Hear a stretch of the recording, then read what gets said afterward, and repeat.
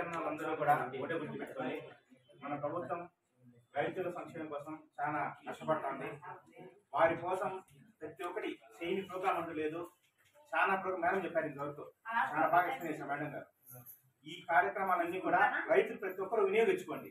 మీరు ట్రాక్టర్ రుణాలు అయితే ఏమి, పంట రుణాలు అయితే ఏమి, మీకు కావాల్సిన ఏ రుణమైనా సరే మన ప్రభుత్వము ముందుని మీకు సాయం చేస్తుంది.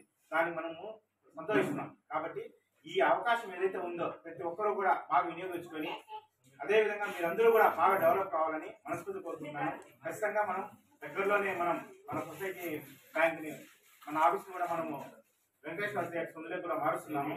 దాని తర్వాత మన సారులందరూ కూడా మీకు మొత్తం మన మార్నింగ్ 10 నుండి సాయంత్రం 5-6 గంటలకు కూడా అందుబాటులో ఉంటారు.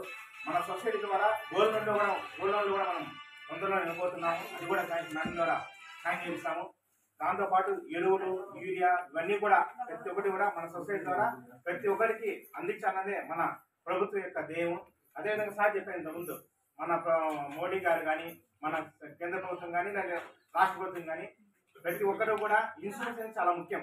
ప్రతి ఒక్కరు ఇన్సూరెన్స్ తీసుకుంటే చాలా తక్కువ డబ్బులు, 200 రూపాయలు, 300 రూపాయలు, 100 రూపాయలు, 50 రూపాయలు కూడా మీరు ఇన్సూరెన్స్ తీసుకోవచ్చు. అది తీసుకోవడం వల్ల ఏమవుతుందంటే మీరు నెలలా ఒక ఏజ్, ఇప్పుడు ఎగ్జాంపుల్ మీరు తీసుకోండి, నాకు వయసు ఉంది, నేను 60 ఏళ్ళ వరకు కష్టపడను, 60 ఏళ్ళ తర్వాత కష్టపడన్నా.